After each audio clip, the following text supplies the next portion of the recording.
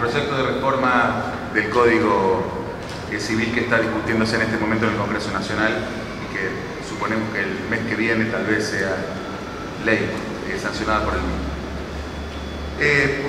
Antes de compartir con ustedes algunas reflexiones en relación al proyecto de Código Civil, que me parece que en términos generales y en el capítulo dedicado a los consumidores es positivo, y que también entiendo que hay algunas observaciones muy bien fundadas. De hecho, hemos podido leer en los últimos tiempos enorme cantidad no solo de trabajos publicados en revistas especializadas al respecto, muy bien estructurados y muy bien explicitados, sino también a lo largo de los foros que se van sucediendo a lo largo del 8 del país también escuchamos estas opiniones y seguramente muchas de las mismas van a ser recogidas en el Congreso Nacional a los fines del texto definitivo. Quería no dejar de hacer alguna reflexión vinculada al rol de las entidades de consumidores, que es un poco el núcleo convocante de este encuentro que ojalá se repita pronto. En primer término, esta afición que uno tiene por los derechos de los consumidores que se lleva bastante tiempo, a veces uno prefiere no recordar cuánto porque empieza a darse cuenta que ya no está tan joven como aún se siente, pero que como supone. Hace mucho tiempo quienes empezamos en esta tarea, por ahí, bueno, recién estaba acá Ricardo Nacio, formamos parte de ese grupo quizás originario, creímos que no alcanzaba con la reflexión meramente académica, meramente teórica, sino que tal vez era importante también llevar un poco la cuestión al plano de los hechos, y es que eso explicó o impulsó que hace más de 15 años varios de nosotros hayamos fundado justamente organizaciones de defensa de los consumidores. Por lo tanto, no puedo más que sentirme parte del movimiento de consumidores, no solo por haber presidido una de las entidades más antiguas, que también forma parte de Consumers International, sino que además porque sé muy bien las dificultades que atraviesan y que las que atravesaron sobre todo los orígenes y las cosas que se han conseguido muchas veces tienen que ver con ese trabajo silencioso de mucha gente, alguna más conocida, pero la mayoría no tanto, que ha logrado que hoy tengamos la situación que tenemos, que sin duda es mucho mejor a la que originalmente existía al momento en que se discutían los términos de la primera versión de la Ley de Defensa del Consumidor. Comparto plenamente lo que recién comentaba Antonio Serra en cuanto a la importancia de los procesos colectivos como una forma de lograr el verdadero acceso a la justicia de los consumidores.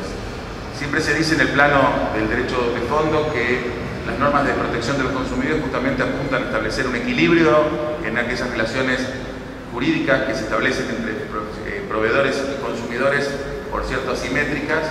y que a partir de una serie de prerrogativas y una serie de obligaciones que tienen, bueno, correlativamente el consumidor y el proveedor, se busca establecer esa falta de equivalencia en el vínculo que por su propia naturaleza no existe. Y que es entendible que no exista, porque si existe un proveedor digamos, que establece las condiciones mediante las cuales los consumidores accederán a los bienes y servicios, es lógico que por definición ese vínculo sea desigual. Y tal vez no hay otra forma de establecer las relaciones de mercado. Es decir, no se nos ocurre a esta altura pensar que lo mejor es volver a los tiempos en los cuales las personas podían discutir sus contratos de igual a igual. Esto sería imposible, sobre todo para tratar de compatibilizarlo con el acceso masivo a los bienes y a los servicios. Probablemente la modalidad mediante la cual se accede hoy a los bienes y a los servicios sea la forma más eficaz para todos nosotros, pero claro, nos trae, por cierto, una serie de inconvenientes que no podían haber sido jamás concebidos al momento en el cual, por ejemplo, Vélez Arfield redactó las normas del Código Civil en el siglo XIX. Por lo cual, un poco el desafío de estas normas primitivas es tratar de establecer aquellos mecanismos que posibiliten que ese desequilibrio estructural, ese desequilibrio congénito en el vínculo entre consumidores y proveedores, desaparezca todo lo posible. Ahora, hemos avanzado mucho en el derecho de fondo. Alguna vez, muchos de ustedes hemos compartido cursos, encuentros y demás, y a mí me gusta siempre pensar en esa idea de si alguien pudiera hacer un análisis de cómo vivimos los consumidores en Argentina desde la lectura de las normas, pensando, a veces decíamos, en un extraterrestre que aterrice y tenga que hacer su informe acerca de cómo se vive en este país, solo a partir de la lectura de las normas de defensa del consumidor, no tengan dudas que el informe sería sumamente positivo, diría, qué bien que viven los argentinos. Derecho a la información, accesibilidad, digamos, la posibilidad de arrepentirse de las operaciones que se establecen bajo ciertas condiciones. Es decir, realmente de la lectura de las normas somos consumidores verdaderamente plenos, que podemos desenvolvernos en el mercado con absoluta tranquilidad y relajadamente. Pero todos sabemos, y no es más que una cuestión de percepción y de sensación, que nada tiene que ver con la realidad esa primera lectura de las normas. Evidentemente, esos derechos consagrados nos acercan mucho más a la unidad de justicia porque nos posibilita muchas veces reclamar prerrogativas concretas que hace tal vez 15 o 20 años no teníamos. Pero estamos lejos de la realización de ese ideal que propenden las normas sobre protección de los consumidores, de alguna forma de la lectura de las mismas. Y creo que el acceso a la justicia real, concreto, es la forma de materializar ese deseo o esa expresión de deseos que surge de la lectura de esas normas. Y probablemente no haya otra forma de explicitar ese ideal de justicia sino a través de las formas colectivas de acceso a los sistemas de justicia. Si el consumidor puede muchas veces hacer un planteo individual, es importante los mecanismos que se han creado a lo largo de los últimos tiempos para facilitar ese acceso individual a través de instituciones más allá de lo cuestionadas que puedan ser, como el daño directo, la posibilidad de acceder gratuitamente a los mecanismos administrativos de resolución de conflictos, el arbitraje de consumo, del cual Antonino es un poco el ideólogo en la República Argentina. Pero la realización de la justicia para los consumidores indefectiblemente está ligada con procesos colectivos. Por lo tanto, creo que es el correlato procesal del establecimiento de ese equilibrio que en el derecho de fondo fijan las propias normas de defensa del consumidor. Es decir, sin los procesos colectivos, las normas de defensa del consumidor son mucho más ilusorias de lo que serían, en el caso en que no los tuviéramos. Sin perjuicio de que uno muchas veces lee sentencias judiciales que generan alguna esperanza, alguna expectativa que tienen que ver con casos individuales. Pero piensen que ni siquiera es representativo del problema del consumo. La gente que va al tribunal muchas veces lo hace más como una vocación personal de reivindicar un derecho, a veces pagando un costo mucho más alto que el beneficio, pero esto no es lo que podemos pedir al sistema. Es decir, nosotros podemos pensar que los consumidores que van a actuar son aquellos que van a invertir en su caso, sino en definitiva el resultado de ese caso tiene que ser ni más ni menos que una devolución del sistema en términos de establecer una situación justa en cuanto a la reivindicación del consumidor. Creo que en términos concretos es cierto, recién se hacía la pregunta acerca de si tuviéramos que elegir, sí, lógicamente yo prefiero trabajar sobre los abusos que hay en materia de planteos colectivos que sobre la imposibilidad de acceder a la justicia colectiva, pero creo que no nos tenemos que conformar con eso. Yo creo que después de la reforma de la Ley de Defensa del Consumidor, la consideración clara y concreta de la posibilidad de acceder a los tribunales de justicia por parte de los entes legitimados, en representación de un sinfín de consumidores muchas veces anónimos y muchas veces desconocedores de quienes están actuando en su nombre y representación, después de la sentencia de la Corte Alavi que fijó los criterios de un proceso colectivo vinculado a intereses individuales homogéneos y la posibilidad de reivindicar en sede judicial aspectos patrimoniales, y la cuestión quizás un poco más polémica vinculada a los daños en sede judicial, que consagra la ley del consumidor, pero que no tenemos muy claro de qué forma puede estructurarse. En este sentido también creo que hay alguna confusión en los tribunales cuando muchas veces se reclaman restitución de conceptos liquidados de forma errónea o de forma ilícita, cuando el ente de representación colectiva, defensor del pueblo, entidad de consumidores, autoridad de aplicación, dice tal o cual entidad cobró de más tal cargo, lo único que está haciendo es decir que se devuelva lo que se cobró de más. No estamos hablando de un juicio de daños. La cuestión de los daños es un tema interesante. La Corte Suprema también ha establecido algunos criterios, sobre todo en la causa Mendoza, la famosa causa ambiental, donde de alguna forma ha insinuado la idea que los aspectos comunes a la materia de los daños sí pueden ser reclamados de forma colectiva, pero la cuantificación del daño individual es una cuestión que cada uno deberá acreditar en el mismo expediente en sede judicial. La Corte advirtió también al Congreso Nacional que nos está debiendo a los argentinos una ley que reglamente los procesos colectivos. Y yo creo que ese es el gran desafío del movimiento de consumidores en este momento. Porque creo que hemos avanzado mucho, creo que los tribunales han actuado con mucha responsabilidad, pero también veo con preocupación, y lo digo con la tranquilidad y conciencia que me da la historia que compartía recién con ustedes. Hay situaciones que me preocupan en cuanto a que se están desvirtuando, inclusive por parte del movimiento de consumidores,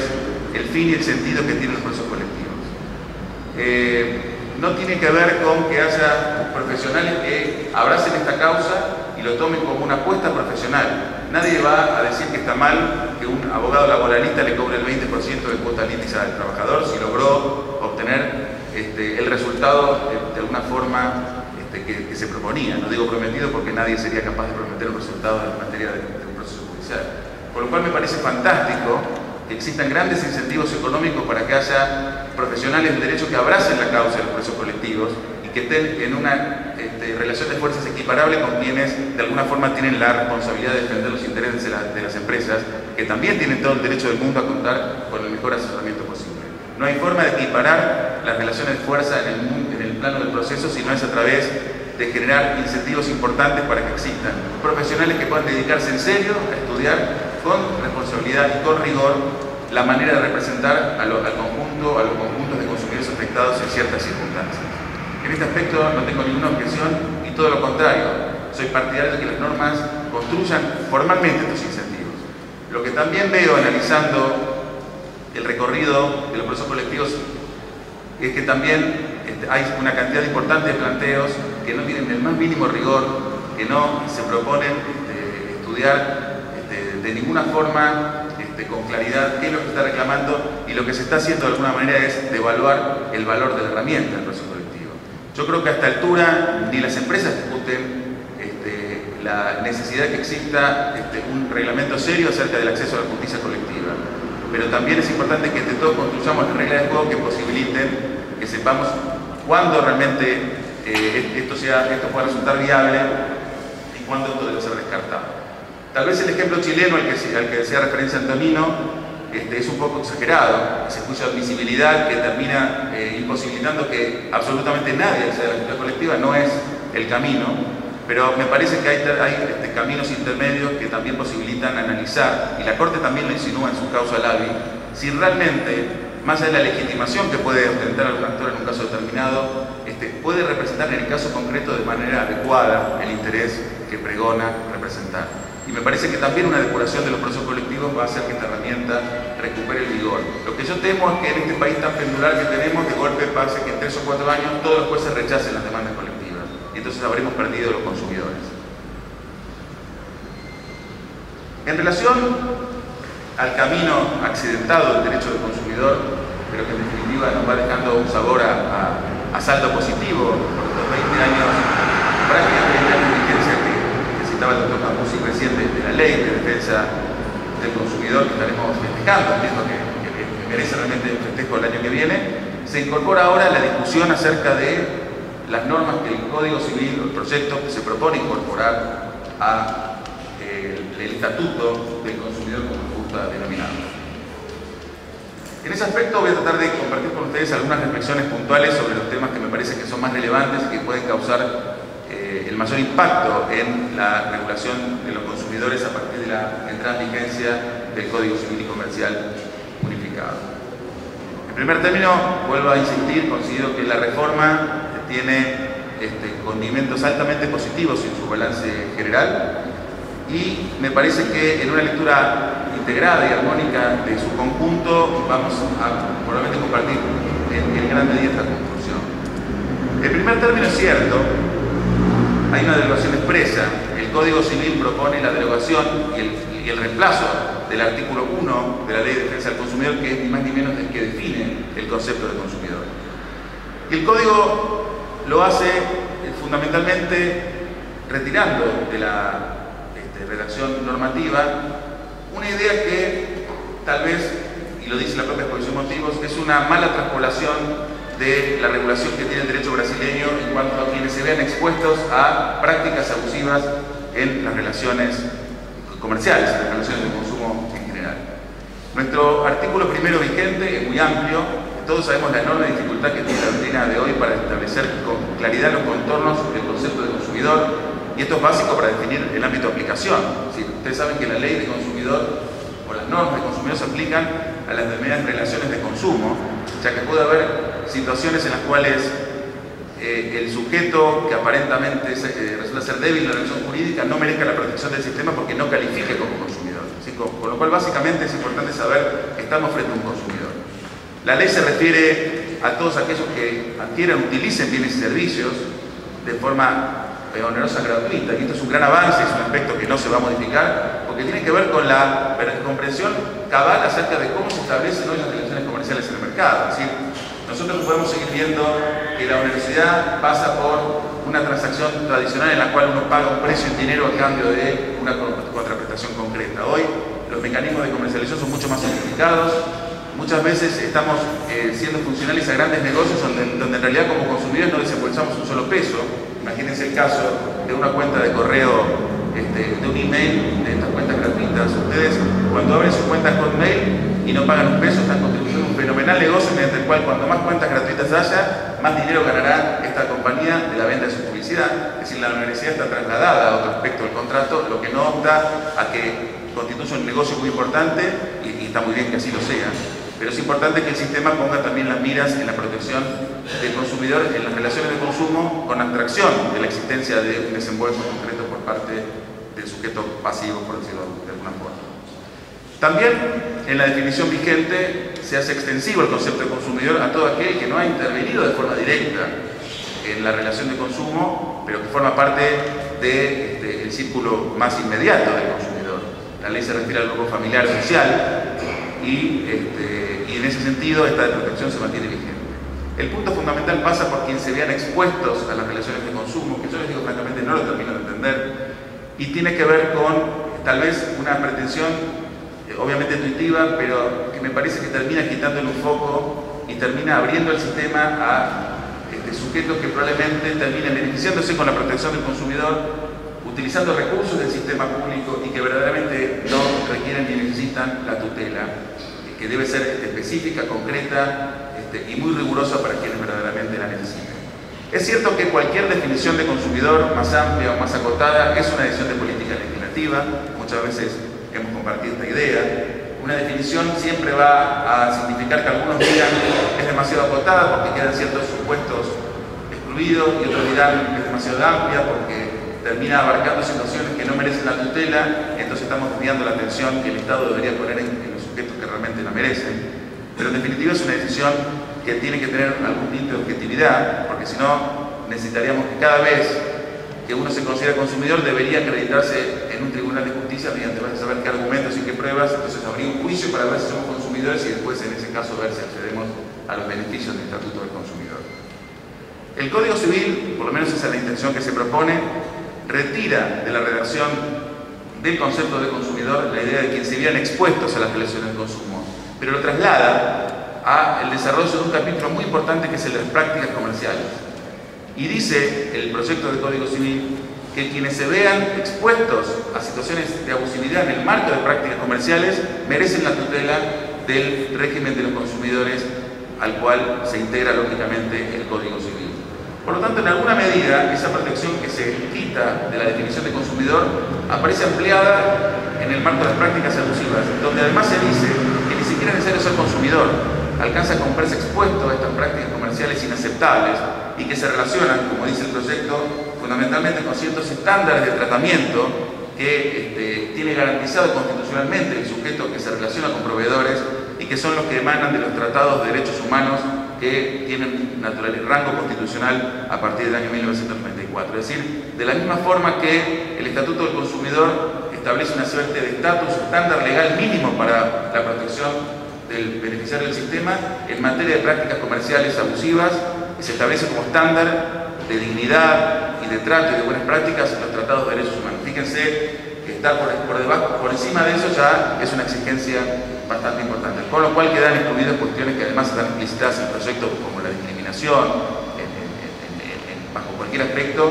y puntualmente se insiste con lo que tiene que ver con la nacionalidad del consumidor, cuestión que aparece reflejada en el artículo 8 vigente, pero que parece que algunos proveedores olvidaron de prestar atención cuando establecen discriminación de precios, de tarifas en diferentes servicios a lo largo y a lo ancho del país al día de hoy. Por lo tanto, me parece que en este reacomodamiento se logra una mejor solución para las necesidades que tiene el consumidor concretamente y los sujetos en general en el marco de las prácticas comerciales. Otro avance importante me parece a mí que es el establecimiento de la relación de consumo como ámbito de aplicación de la Ley de Defensa del Consumidor. Probablemente cuando empezaron a pergeñarse estas normas intuitivas, un poco poco como necesidad de responder a una realidad contractual que había cambiado diametralmente desde la idea que veníamos arrastrando del siglo XIX, de esta posibilidad de discutir mano a mano los contratos entre las partes, desde esta idea de predisposición, ¿no? Como decía Enrique Millán al principio, uno no tiene opción de discutir absolutamente nada, o acepta o se va a su casa. Esa es la realidad contractual vigente. Hoy en la Facultad de Derecho seguimos discutiendo o estudiando el contrato como si fuera el producto de una discusión entre partes. No existe más. La regla general es la predisposición, y los contratos paritarios, los que discuten las partes, son en todo caso un producto de algún sector de los contratos de empresa, porque hoy hasta los contratos de empresa son en general contratos predispuestos. Por lo tanto, no podemos seguir pensando el contrato de la misma perspectiva. Uno impone, el otro acepta y seguimos resolviendo los conflictos del mismo lugar. Esto es absolutamente imposible. Por lo tanto, la relación de consumo, que empezó siendo un poco el vínculo contractual entre el proveedor y el consumidor, fue ampliando sus contornos a situaciones que ya probablemente sean mucho más las que se encuentran por afuera de la vida del contrato que las que se encuentran por adentro. Es decir, hoy vemos sentencias judiciales que establecen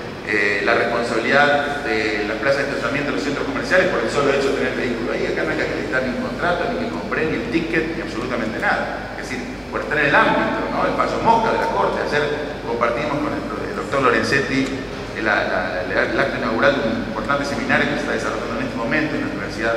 de Buenos Aires, en la Facultad de Derecho, y se hacía mención al fallo mosca, que también se refiere a la idea de quien se vea expuesto a las relaciones de consumo. Es decir, se establece la relación de consumo como ámbito de aplicación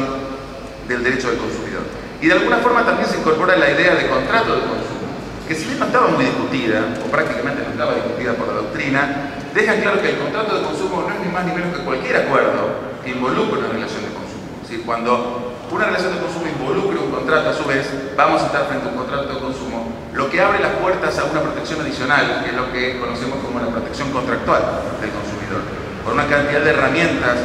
muy importantes vinculadas a las cláusulas abusivas, las cláusulas ambiguas, aspectos vinculados a los contratos conexos que aparecen también reflejados en el proyecto del Código Civil. El Código se propone también mejorar las soluciones vinculadas al deber de información y a la publicidad, a la cual están obligados los proveedores en el marco de las relaciones de consumo. Ratifica el carácter que debe tener la información como estándar básico, una vez más, sin perjuicio de la que surge de las normativas especiales para cada actividad. La ley del consumidor o el sistema de protección del consumidor establece las pautas que cualquier proveedor debe cumplir en el mercado, a las cuales deberán sumarse las que específicamente la actividad de la cual forman parte establece concretamente y a la cual deberán ceñirse. Regula por primera vez aspectos de la publicidad, como por ejemplo cuáles son las denominadas publicidades ilícitas, estableciendo criterios mediante los cuales es viable realizar publicidad comparativa, pero en la medida en que no desvirtúen los elementos que se toman en cuenta a los fines de la comparación, de forma tal que el consumidor tenga una idea acabada acerca de las características de los bienes y los servicios que se ofrecen en el mercado, y se desarrollan mecanismos procesales que posibilitan al consumidor peticionar el cese de la publicidad ilícita y ordenar, si el juez lo considera que corresponde, la contrapublicidad, es decir, el desarrollo de una campaña en el sentido contrario a aquella que integró los aspectos cuestionados por parte de la normativa. Por supuesto, todo eso a costa del proveedor. El Código también propone una serie de avances importantes en lo que hace la regulación de la venta a distancia, la llamada venta fuera de los establecimientos comerciales, que ya tiene un tratamiento importante en el texto vigente. Pero fíjense ustedes cómo toma la experiencia práctica y concreta en esta materia un aspecto en el cual el consumidor tiene acrecentada su vulnerabilidad, porque son situaciones en las cuales uno no tiene la vocación de adquirir bienes o servicios, sino que uno se ve invadido de alguna forma en su espacio vital o laboral, y de alguna forma se ve combinado con una decisión ante la aparente existencia de una oportunidad que uno no puede rechazar, y después se da cuenta que esa oportunidad no era tal y que está profundamente arrepentido. Y la ley contempla esta situación, estableciendo, por ejemplo, la forma en que debe ser informado el llamado plazo de revocación de la aceptación, que se mantiene en 10 días, pero que debe ser informado de forma destacada y en cierto lugar específico del instrumento que se pone a consideración del consumidor, bajo pena de considerarse plenamente vigente de ese plazo. Fíjense, si no se informa debidamente, sigue rigiendo el plazo hasta que el proveedor subsane esa anomalía. Es decir, se establecen claras consecuencias del incumplimiento del deber de información, que yo denominaría la columna vertebral del derecho al consumidor. Es el primer aspecto que tenemos que poner importancia, porque a partir de lo cual el consumidor toma su decisión. Lo demás serán cuestiones más de resolver problemas que se presentan como consecuencia de la frustración, el incumplimiento. Pero el deber de información es lo que nos ayuda a tomar la decisión lo más libremente posible, porque ya que no tenemos la opción de modificar la propuesta, sí tenemos derecho a saber concretamente y verazmente en qué consiste la misma. Por último, el proyecto incorpora aspectos vinculados a las cláusulas abusivas, determinando algunos temas que la doctrina viene de alguna forma consintiendo, pero que no está mal que en un sistema de derecho continental como nuestro esté explicitado en el proyecto, y tienen que ver con cuáles supuestos pueden no considerarse cláusulas abusivas. Por ejemplo, una cosa interesante es la que establece que no puede ser cláusula abusiva la que aquella, digamos, que tenga que ver entre la relación entre el producto y el precio. Es decir, en principio lo que se busca es que las empresas trabajen en el mercado con absoluta libertad, bueno, salvo que sean actividades reguladas, pero fundamentalmente lo que se les exige es que sean transparentes en la información. Es decir, ustedes saben que el precio no es una construcción que se relacione con el costo, y mucho más en el mundo moderno. Si uno se pusiera a analizar el costo de los bienes que el contrato que adquiere, se llevaría una sorpresa muy desagradable, porque casi todo lo que uno compra es el marketing. Por lo tanto, es muy difícil establecer que las compañías tengan que tener una correlación entre el precio y el producto, porque aparte es muy lógico que en los mercados donde hay mayor demanda de ciertos bienes, las empresas van a tratar de fijar precios caros, y eso es una cuestión, salvo que queramos cambiar las reglas del mercado, que no podemos en principio soslayar ni tocar. Lo que sí podemos exigirle a las empresas que expliciten claramente bajo qué condiciones y bajo qué supuestos y bajo qué características comercializan sus bienes y servicios. Se establece claramente que la aprobación administrativa de las cláusulas contractuales predispuestas no opta a la posibilidad de que sean cuestionadas e impugnadas en sede judicial. Esta discusión que algunos sectores planteaban, no, yo tengo mi contrato aprobado en sede administrativa, círculos cerrados, seguros, etcétera. Bueno, puede ayudar como una suerte de presunción de legitimidad del clausulado, pero bajo ningún aspecto opta que el consumidor pueda plantear el carácter abusivo de una cláusula contractual, por más que esté aprobada, que esté en sede administrativa. También una cuestión relevante es lo que tiene que ver con la incorporación de la idea de conexidad contractual. Es una cuestión que también ha desarrollado el doctor Lorenzetti a lo largo de su obra, sobre todo en materia contractual. Y tiene que ver con que el consumidor, cuando contrata, muchas veces lo hace en relación a una diversidad o una pluralidad de proveedores, y en realidad no alcanza a comprender la dimensión de esa interrelación. Y muchas veces se le tratan de oponer al consumidor aspectos vinculados a esas relaciones internas que lo exceden y que lógicamente desvirtuaría el sentido de la protección del consumidor. Por lo tanto, muchas veces yo adquiero un bien condicionado a una financiación y luego la financiación no sale y quedo ligado a la adquisición de ese bien. Bueno, estos aspectos de alguna forma el código los trata, y los trata de resolver también, valga la redundancia, por la vía de la abusividad contractual, entendiendo que no puede trasladarse la abusividad a otro contrato conexo para evitar el cuestionamiento de tal o cual. Es decir, hay que mirar el conjunto de la operación económica de forma tal de entender si la misma no incorpora situaciones de abusividad, y el código claramente cuestiona e impugna. Y finalmente, lo que debió de haber sido al principio, es importante, un aspecto que me parece que el código va a posibilitar su permanencia en el tiempo. En primer lugar, me parece fundamental como logro de tantos años de trabajo y de lucha de los representantes de los consumidores, es que el derecho del consumidor finalmente esté incorporado en el centro mismo del ordenamiento de un privatista. Es decir, nosotros vamos a tener el derecho del consumidor en el Código Civil, es decir, en la madre de las leyes que regulan las relaciones entre las personas. Con lo cual, más allá de que podamos seguir trabajando en mejorar la ley, que lógicamente se sigue integrando como parte del Estatuto del Consumidor a todas las normas que regulan las relaciones de consumo, es muy importante que el derecho del consumidor vaya a ganar esa jerarquía de estar puesto ahí en el centro mismo del ordenamiento jurídico privado. Y me parece importante dejar en claro que en principio se reivindica el modelo de integración normativa. Se sigue entendiendo el derecho del consumidor como un derecho estatutario que se integra con todas las normas aplicables y compatibles con las relaciones de consumo, y como el doctor Tambusi decía minutos atrás, los conflictos normativos deberán resolverse por la vía de elección de la solución más favorable para el consumidor. Eso es mantiene absolutamente inalterado,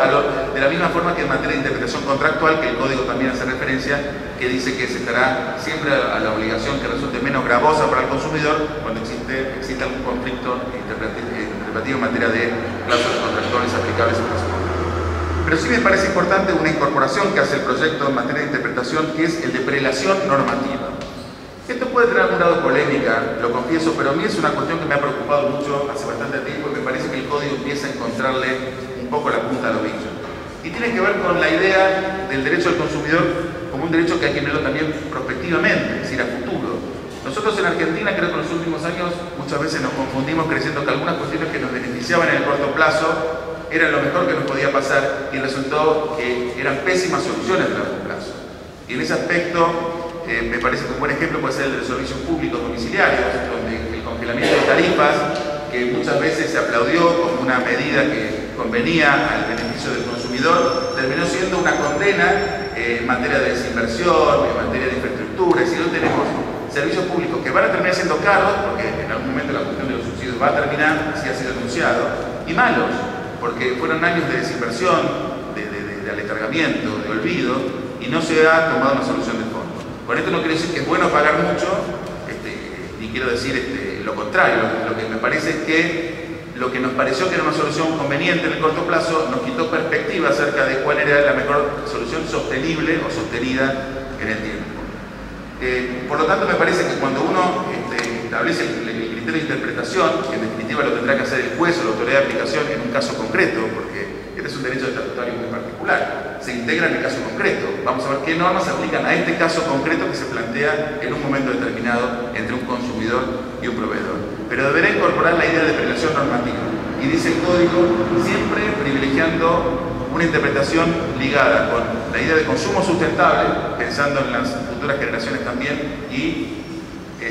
la protección del consumidor. Pero esta idea de prelación normativa también nos permite acotar un poco el ámbito de integración del Estatuto del Consumidor. Porque en realidad, si uno lee el artículo 3º vigente, en definitiva, la invitación a integrar normas a las relaciones de consumo es infinita. Podría ser desde una ley local, una resolución del secretario de Comercio, y vas a saber cuántas disposiciones que integran el Estatuto del Consumidor y que, en definitiva, sus conflictos de aplicación se deriven por la norma más favorable. Entonces, por ejemplo, podríamos tener una resolución del secretario de Comercio que diga que, o vas a saber por qué razón, el café en el bar de la esquina te vale 2 pesos. Y todos vamos a creer que es una decisión que conviene al consumidor, porque qué mejor que pagar los 2 pesos cuando vale 10 o 12. Pero en definitiva, esa decisión puede estar destruyendo algo que en perspectiva es el mercado mismo, generando desincentivos para la inversión, falta de reglas claras para el desarrollo de las actividades, etc. Por lo tanto, me parece que también es importante, y también como se dijo aquí, como el derecho del consumidor se integra con la ley de defensa de la competencia, las normas de alta comercial, no perder una visión también de perspectiva acerca de cuáles son las normas que más convienen al consumidor, no solo en la resolución de una situación concreta en un momento determinado. Y un aspecto que me parece también relevante al momento de evaluar la aplicación de normas a las relaciones de consumo tiene que ver con que esas normas mínimamente tienen que regular situaciones de contexto y de mercado, si no pueden integrarse normas que resuelvan situaciones concretas de un proveedor determinado en cierto momento. Este tema va a ser trabajado seguramente con la doctrina, va a haber, por suerte, en los próximos años mucho debate, mucha discusión, sentencias que nos van a invitar a debatir, a modificar nuestras posiciones, a mejorarlas, a arrepentirnos de un montón de cosas que creímos que podían haber sido buenas y que luego no fueron, otras que no habremos descubierto y descubriremos más adelante. Pero en definitiva me parece que en la coherencia del planteo que realiza la Comisión de Reforma del Código, pone el derecho al consumidor en un lugar destacado, ratifica los criterios de interpretación normativa en el sentido más favorable para el consumidor, y el propio Código dice, acá no importa si hay normas más favorables afuera del Código, van a ser las que rijan, tomadas de cualquier fuente del ordenamiento jurídico. Y además me parece que incorpora con mucha inteligencia y reflejando con mucha claridad la experiencia de los últimos años situaciones que tienen que ver con aspectos en los cuales el consumidor, aún con la reforma de la ley 26.361, se encontraba sin lograr una solución cabal para algunos casos, como por ejemplo decíamos recién la venta domiciliaria, las situaciones de prácticas abusivas, la cuestión de la publicidad tan importante y aspectos, digamos, de la aplicación del régimen de consumidor de relaciones. Con lo cual, me parece que, para concluir, es positivo en términos generales. Me parece que hay cosas que se pueden mejorar. Hay aspectos que fueron tratados por la Comisión y que después fueron retirados por el Poder Ejecutivo en el proyecto, que se vinculan con los procesos colectivos. En el proyecto original se contemplaba, ya en la línea de la Corte Suprema, la idea de los intereses individuales homogéneos. Parece que el Poder Ejecutivo entendió que esto debía tratarse de una normativa separada, con lo cual en realidad me parece que debemos trabajar para que exista esa normativa, porque es fundamental que estas cuestiones patrimoniales de bajo valor, de gran valor agregado, de poca incidencia individual, puedan ser reclamadas colectivamente con responsabilidad y con seriedad ante los tribunales de justicia. Pero me parece que de alguna forma la sanción de este código va a posibilitarnos concluir que los consumidores vamos a estar un paso más o un escalón más arriba en esta tarea, en este camino que venimos recorriendo en pos de una mejor calidad de vida para todos. Muchas gracias.